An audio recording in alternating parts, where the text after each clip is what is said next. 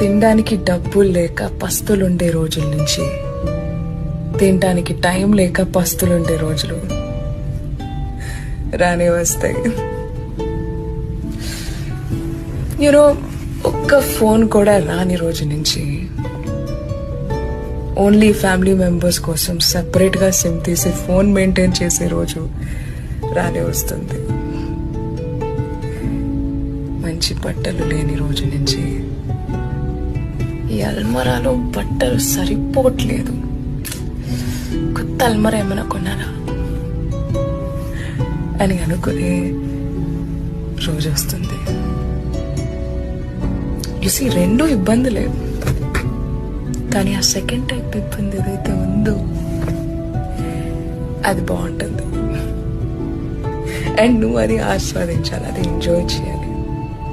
అది నా శాపం.